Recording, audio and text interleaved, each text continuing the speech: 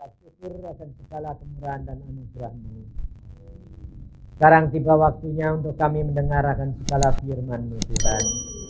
Kami persembahkan hati dan kepikiran kami, telinga kami, mata kami dalam tangan-Mu. Karena kami tahu bahwa hanya Engkau yang sanggup lakukan segala perkara di dalam hidup kami. Berikanlah kepada kami mengerti apa yang menjadi kehendak-Mu di dalam hidup kami. Terima kasih Tuhan. Dalam nama Tuhan Yesus, silakan Kau berkarya dalam hidup kami. Terima kasih Bapa. Haleluya. Amin. Silakan duduk saudara.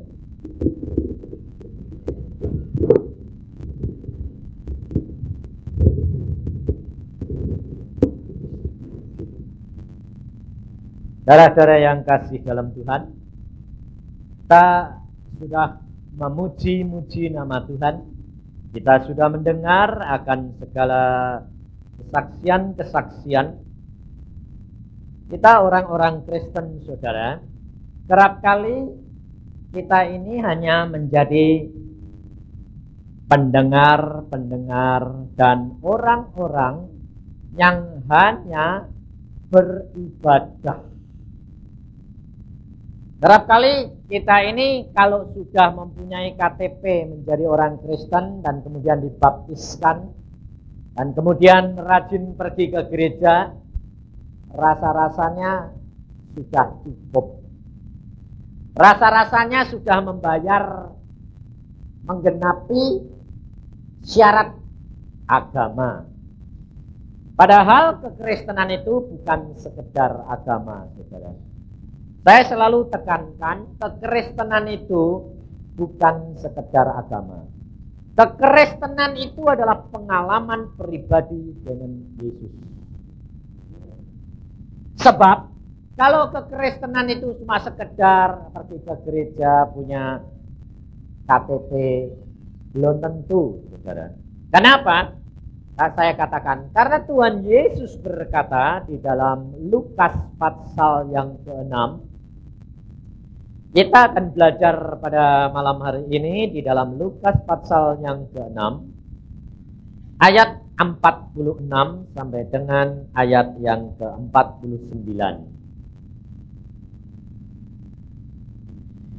Firman Tuhan demikian, mengapa kamu berseru kepadaku Tuhan, Tuhan, padahal kamu tidak melakukan apa yang aku katakan. Setiap orang yang datang kepadaku dan mendengarkan perkataanku serta melakukannya, aku akan menyatakan kepadamu dengan siapa ia dapat disamakan. Ia sama dengan seorang yang mendirikan rumah.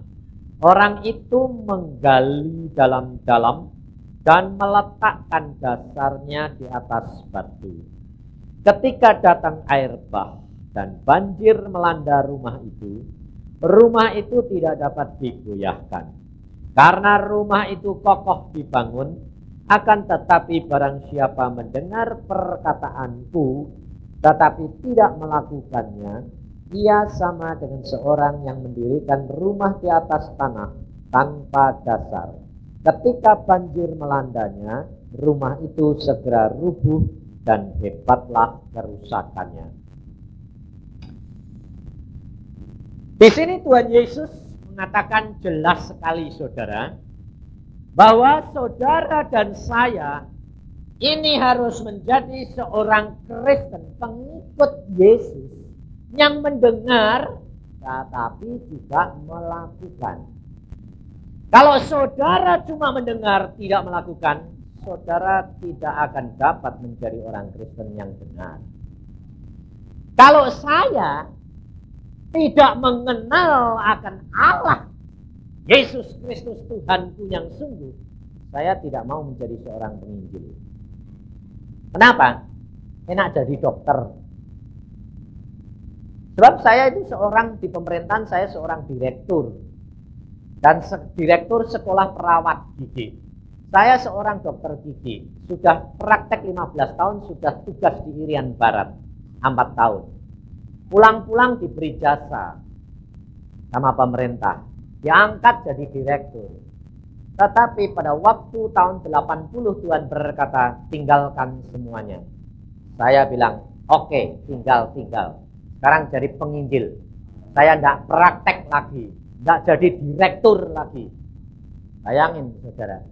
Kalau yang berbicara itu tidak Yesus Tuhan yang saya kenal pribadi. Siapa yang mau? Loh, saudara coba. Kalau saudara punya anak atau punya suami, seorang dokter, seorang direktur, lalu saudara dikatakan jadi penginjil, enak mana? Ayo jujur, enak mana? Nah, enak jadi dokter toh? Iya.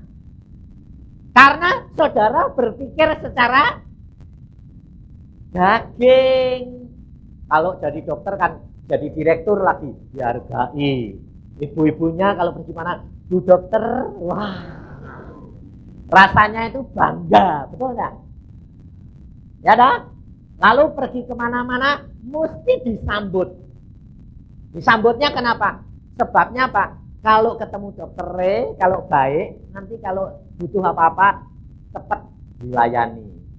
Tapi kalau yang datang itu pendeta, belum tentu cepat-cepat disambut. Sebabnya apa? Kalau pendeta yang datang, apa? Wah, mesti sumbangan. Gitu. Kenyataan begitu enggak? Kalau pendetanya datang, enggak ada apa-apa, tapi datang ke rumah kamu, lalu pelayannya lihat apa? Mesti mikir-mikir, mulai mikir. Apa lagi.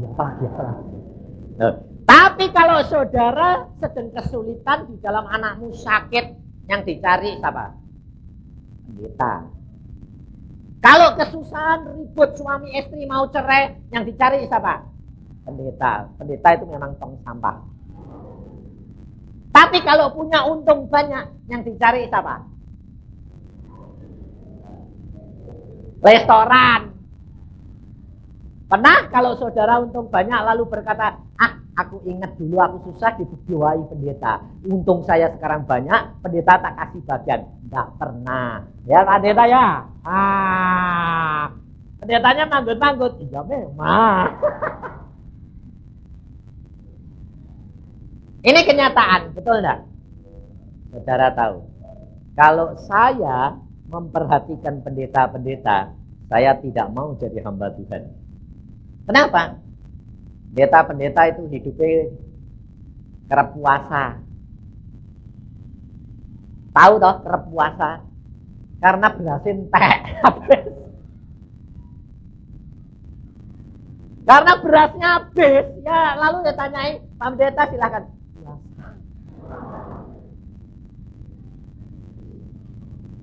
Kenapa saudara? Karena anak-anak Tuhan dan pendetanya tidak mengenal akan Allah yang luar biasa. Kita ini anak-anaknya Tuhan, hambanya Raja, yang punya langit dan bumi, Allah yang maha kuasa. Masa Yesus sudah berkata, burung aku beri makan, masa kamu aku tidak beri makan? Saudara tahu? Karena saya kenal pribadi Yesus, saya tidak takut. Karena apa? Dia sendiri yang berbicara kepada saya. Tinggalkan semuanya. Saya bilang sama Tuhan, Tuhan, Engkau mengatakan aku harus jadi hambamu. Ya. Siapa yang jamin anak istriku? Aku. Bagaimana caranya? Gak usah kamu tahu. Lah bingung saya. Lah jaminannya kalau dikasih disediani uang 100 juta di bank, mantap. Mau semua orang jadi hamba Tuhan, mau enggak? Mau, pasti mau toh? Mau. Tahu lihat duit itu. Bunganya sebulan aja cukup. Mau, semua ngelamar. Tapi kalau Tuhan berkata, aku jamin kamu tinggalkan semuanya. Caranya menjamin bagaimana? Gak usah kamu tahu. Mikir 1000 kali. Ya, dek itu suara Tuhan, dek suara setan. Betul tak? Karena saudara dari orang Kristen tidak kenal Tuhan. Maka dari itu, seperti kesaksian Bapak Kacang Hijau tadi. Itu pelaku firman. Saudara itu jangan membatasi, Allah tidak terbatas. Coba saudara pikirkan. Bapak tadi yang jual kacang hijau tadi, dia bisa mengucap syukur, dia bisa menikmati janji daripada Allah. Karena dia percaya dan dia mengalami sendiri. Firman Allah benar. Dan kekristenan ini, saudara, harusnya meningkat. Tapi kerap kali orang Kristen bilangnya apa? Meningkat itu rohani yang penting. Jasmani itu tidak perlu. Kerap kali begitu enggak? Kalau saya dengar khotbah begitu, selalu saya katakan, jangan dibodohi setan. Yesus berkata, cari kerajaan surga serta kebenarannya lebih dahulu. Semuanya ditambahkan kepadamu. Jadi tidak cuma rohani-rohani, tapi kantongnya kempes. Tidak jadi saksi. Pantesan tidak mau jadi orang Kristen. Sebabnya apa? Nyembah Tuhan, Tuhan Allah Maha Kuasa, puji Tuhan. Tanyain, punya beras enggak? Enggak punya. Mana ada jadi saksi? Yesus berkata, tidaklah engkau jadi saksi. Berarti engkau selalu jadi berkat untuk orang lain. Maka dari itu saya katakan sama Tuhan, Tuhan, kalau engkau panggil aku, kalau engkau panggil aku mesti jadi berkat untuk orang lain. Sebab istri saya selalu berkata begini, kamu mau jadi penginjil? Ya. Tutup praktek? Ya. Lepas jadi direktur? Ya. Lalu bagaimana penghasilan kita? Yesus akan jamin. Caranya nggak tahu. Lalu istri saya tanyanya begini, saya sebagai seorang istri dokter setiap hari kan dapat duit. Kalau saya tilik orang sakit, saya selalu membawa berkat. Kalau orang itu dalam kemiskinan, saya berikan uang dan beras. Tapi kalau aku nanti jadi penginjil, bisa nggak membawa berkat? Bayangin. Lalu istri saya berkata ini, lebih enak jadi dokter kalau 1 minggu nginjil. Sebabnya apa? Bisa memberi orang jadi berkat rohani dan jasmani. Menurut pikiran manusia itu baik tak? Lalu saya berdoa, Tuhan, istri saya kok bilang begitu. Tuhan berkata apa? Engkau jadi hambaku, engkau juga akan menjadi berkat buat orang lain. Dan tidak hanya berkat rohani, tetapi juga berkat jasmani. Luar biasa. Dan saya katakan kepada istri saya, apa yang kamu lakukan sebagai seorang istri dokter, engkau akan lakukan sebagai seorang istri penginjil. Tetap bisa memberi berkat orang lain, pasti. Saya berkata, buktiin. Saudara tahu, kita sekarang di rumah itu punya persekutuan. Kita tidak pungut mereka kolektor, tetapi kita justru sponsori mereka. Penginjil-penginjil desa kita sponsor mereka. Saudara yang dalam kekurangan, bangun, ayo bangun, jadi berkat. Jangan cuma nodong. Dan mereka melihat luar biasa. Allah kita itu Allah yang maha kaya. Tetapi mengapa anak-anak Tuhan yang kekurangan kok tetap kurang terus? Jadi orang Kristen pertama kali 5 tahun kemudian ketemu, ya begitu terus. Kenapa? Karena saudara tidak mengenal akan Allah. Kenapa saya berani berkata begitu? Coba saudara perhatikan. Kebutuhan keluarga saya yang asalnya jadi dokter dengan kebutuhan saudara banyak mana? Ayo. Apakah kalau sudah keluarga dokter, direktur lagi, kan level hidupnya itu butuh uang itu bukan sedikit. Saudara tahu, 1 bulan saya sekarang ini butuh uangnya 2-3 juta setiap bulan. Lalu kalau saya jadi penginjil, Tuhan meliharanya ratusan ribu. Kan diketawai orang, betul nggak? Anak saya yang perempuan itu sekolahnya di negeri Belanda. Setiap bulan 1 juta. Setiap bulan 1 juta. Kira-kira kalau menurut pikiran saudara, sanggup nggak sebagai penginjil nyekolahin anak sama memelihara keluarga? Menurut pikiran saudara, kira-kira bingung nggak? Saudara berani nggak sih pendeta ini 1 juta? Nggak berani. Saya pernah mau dipanggil oleh satu gereja. Dia bilang, Pak Yusak, kami mau panggil engkau jadi gembala kita. Lalu saya tanya sama jemaatnya, sama majelisnya yang tanya, loh kamu ini kira saya ini miskin apa? Saya bilang, kamu tuh mau manggil saya tuh kamu tahu butuh saya itu berapa 1 bulan. Kamu sanggup mencukupi? Dia bilang apa? Sanggup. Saya bilang, kamu karena tidak berdoa, kamu tidak tahu kebutuhan Yusak 1 bulan paling sedikit 3 juta. Kamu sanggup gak? Hah?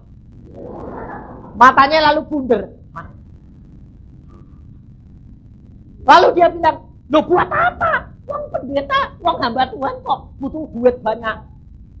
Loh, ukuranmu kalau pendeta itu harus hidup sederhana, pakaiannya sederhana, tapi jemaatnya yang mewah-mewah gitu toh. Saya bilang itu tidak jemaat yang tidak keberkatan. Yesus itu Tuhan, punya langit dan bumi. Dia tahu kebutuhan anak-anaknya. Di surga itu jalanannya saja dari emas. Loh kok anak-anaknya kekurangan semua, butuh emas, bingung kan? Anak saya saja laki-laki bilang gini, Pak, kita itu kan anak hamba raja ya. Kalau Tuhan mau beri kita itu kan gampang. Jalanannya itu dicuil sebelang masih dilempar blok. Nah, udah kilo-kilonan, kintal-kintalan dia bilang. Wong jalanannya dari saudara itu kalau jalanan aspal itu dari emas. Nyuwil sekitar. Nah, ya dong. Karena saudara itu berpikir dunia, maka Tuhan tidak bisa memberkati. Saya tidak pernah memikirkan bulan depan itu nanti dari mana ya. Enggak. Karena apa? Karena saya kenal Allahku itu Allah yang luar biasa. Saya bulan Januari barusan disuruh Tuhan nyepi. Artinya suruh pergi sama ke satu tempat sendiri sama Tuhan 40 hari. Enggak boleh ketemu orang, enggak boleh ngomong sama orang, enggak boleh lihat TV, enggak boleh baca koran, hanya baca Alkitab dan berdoa 40 hari. Loh, nah kalau saya mikir enggak melayani, nanti istri anak-anakku kasih makan apa? Kalau saudara seperti saya mikir gitu, istri sama saya, istri anak-anak saya enggak makan. Karena apa? Karena enggak percaya. Tapi saya berkata, baik, aku pergi. Istri saya katakan, saya pergi, saya menyendiri, jangan cari saya 40 hari 40, nanti malam saya baru pulang. Lalu istri saya bilang, pergi, aku tahu Allahku yang memelihara.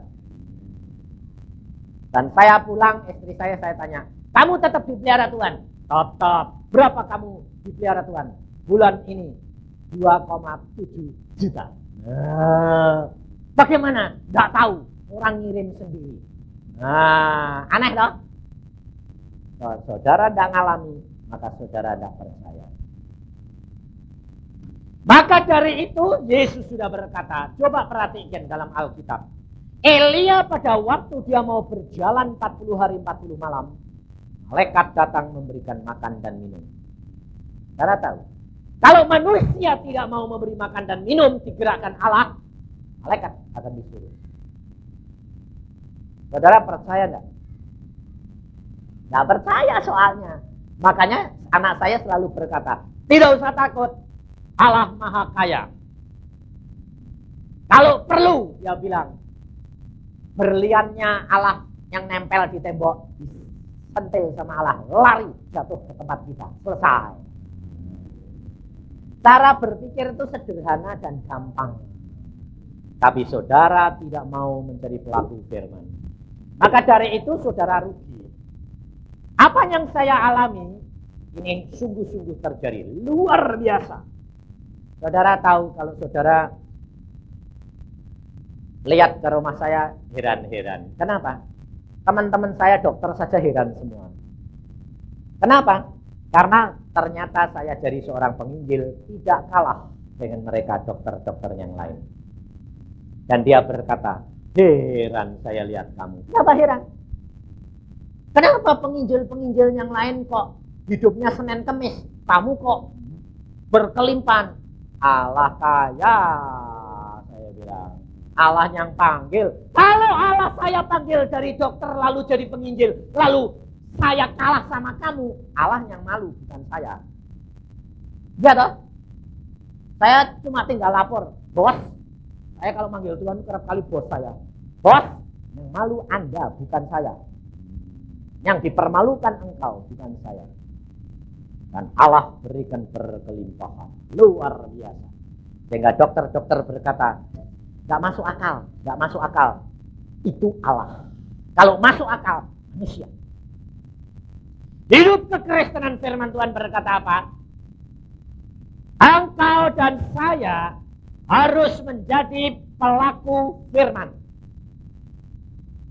Saudara dan saya harus menjadi pelaku firman, bukan hanya mendengar. Artinya apa? Saudara harus tiap hari, seperti yang dikatakan saudara tadi, mau maju, baca Alkitab setiap hari, berdoa setiap hari. Tetapi saya ingin katakan kepada saudara Katang Ju, jangan cuma kumpul sebulan sekali. Ya tadi kan katakan, permulaan bulan sama akhir bulan, dia sembahyang bersama. Salah. Sembahyang bersama suami istri dan anak-anak setiap hari. Itu yang kami lakukan dan Allah luar biasa buktikan. Saya selalu katakan rahasia keberhasilan adalah mezbah keluarga. Tapi hamba-hamba Tuhan, anak-anak Tuhan tidak ada yang melakukan kerugian. Waktu saya ada di desa Sarongan, saya katakan kepada hamba Tuhan itu, karena bukan Sarongan, di Malang sebelah sana. Saya katakan, kenapa rumah tanggamu tidak keberkatan? Karena engkau tidak mengadakan mezbah keluarga. Karena Yesus sudah berjanji, di mana 2 atau 3 orang berkumpul dalam namaku, aku hadir. Kalau tiap hari kamu berdoa dengan istrimu setiap hari, Yesus hadir. Dan masalahmu tidak ada yang tidak dapat diselesaikan. Dan ini yang kami lakukan. Dan Allah itu luar biasa. Firman Tuhan berkata, engkau dan saya adalah bait Allah. Saudara dan saya adalah bait Allah yang didirikan di atas batu karang Yesus Kristus. Tetapi Allah sudah berkata, Yesus sendiri berkata, bahwa apabila nanti banjir datang, artinya banjir ini pasti datang atau tidak? Pasti, saudara. Engkau jadi orang Kristen jangan mengatakan gak ada banjir, gak ada pencobaan, tidak bisa. Alkitab berkata banjir pasti datang, bahwa saudara dan saya pasti akan dilanda oleh banjir itu. Tetapi yang menggali dalam-dalam dan yang meletakkan batu-batu karang sebagai dasar rumahnya akan tetap tinggal tetap. Dunia akan melihat orang Kristen macam apa, saudara. Kalau ada pencobaan, roboh. Kalau dalam kesulitan, roboh. Dalam keadaan yang tidak enak, saudara roboh. orang lain tidak akan mau jadi orang Kristen. Betul tidak? Saya pada waktu menjadi penginjil, saudara-saudara saya selalu tanya, apa untungmu? Saya katakan, buktikan. Saya menjadi hamba Tuhan, gak akan kalah dengan yang lain. Tidak akan kalah dengan pedagang-pedagang. Karena apa? Karena Allahku suruh aku membuktikan bahwa firman-Nya ya dan amin. Saudara, firman Tuhan sudah berkata, engkau dan saya adalah bangunan bait Allah. Dan kita untuk memberikan batu-batu dasar itu harus digali dalam-dalam. Gali dalam artinya saudara dan saya ini tanah liat. Untuk menaruh firman, saudara harus gali hati dalam-dalam. Caranya bagaimana? Setiap hari orang yang mau menggali tanah itu mengerjakannya setiap hari atau kadang-kadang. Kira-kira kalau galinya itu kadang-kadang bisa dalam enggak? Hari ini digali, sebulan lagi baru digali lagi, ketutupan tanah kembali. Kalau engkau mau menggali dalam-dalam hati dan pikiranmu setiap hari, berarti setiap hari saudara harus menggunakan ketekunan saudara. Orang yang menggali tanah membutuhkan ketekunan, membutuhkan biaya, membutuhkan waktu, membutuhkan tenaga, membutuhkan sarana. Kalau saudara mau menggali hatimu dalam-dalam mempunyai dasar yang kuat, saudara harus berani buang waktu membaca Alkitab. Harus berani menyangkal diri, malas melawan baca Alkitab. Dengan setia setiap hari, kali terus kali. Letakkan firman itu di dalam kalian ini terus-menerus. Tanpa itu, saudara tidak akan mempunyai dasar yang kuat. Ada satu pengalaman dari seorang anak Tuhan. Anak Tuhan ini namanya Golsian Esther. Dia seorang keturunan langsung dari Nabi Muhammad. Dan ayahnya adalah seorang pemimpin agama yang sangat dihormati. Karena dia turunan langsung dari Nabi Muhammad. Tetapi anak perempuan ini sejak kecil lumpuh total. Sampai dia berumur 19 tahun tetap lumpuh. Dan dia diajarkan oleh ayahnya dengan setia. Quran itu baca dihafalkan, baca dihafalkan, baca dihafalkan. Tetapi anak perempuan ini mempunyai iman. Dia berkata, aku yakin Allah sanggup sembuhkan saya. Tetapi dia belum mengenal Allah yang mana. Dia hanya tahu Allah yang Maha Esa, tapi belum tahu siapa namanya. Kemudian dia dibawa oleh ayahnya ini pergi ke Mekah untuk mencium bau batu hitam.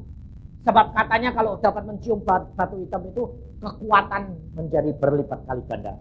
Dan dia dengan lumpuh itu dia ciumi terus batu hitamnya itu.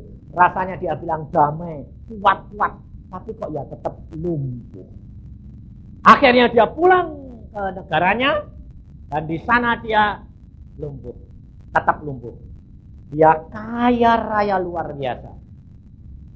Sampai ayahnya berkata begini, pada waktu ayahnya mau meninggal, dia berkata begini karena ayahnya sakit. Nak, saudara-saudaramu aku berikan harta benda, tapi untukmu aku berikan harta benda yang berlipat-lipat kali ganda.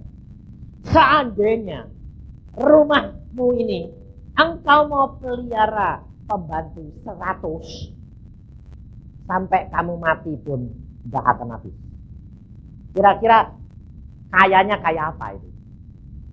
luar biasa. Sampai ayahnya mengatakan, kamu mau pakai pembantu 100 pun, sampai kamu mati, tidak akan habis kekayaan. Kaya raya karena memang pemimpin agama. Pada waktu ayahnya mati, dia frustrasi. Dan akhirnya dia mau bunuh diri. Pada waktu mau bunuh diri, semua benda-benda itu disingkirkan. Karena dia lumpuh, tidak bisa bunuh diri sendiri. Dong. Dan tiap kali pembantunya pergi, kamarnya dikunci supaya jangan sampai bunuh diri. Dan apa terjadi saudara pada waktu dia sudah tidak mempunyai kemampuan dan dia berkata, aku tidak sanggup hidup, makan sudah tidak mau, biar mati saja. Dia dengar suara berkata kepada dia, aku tidak menghendaki kamu mati. Aku mau pelihara kamu. Aku mau menyembuhkan kamu. Dia kaget. Lalu dia tanya, ini suara siapa? Lalu suara itu berkata, aku Yesus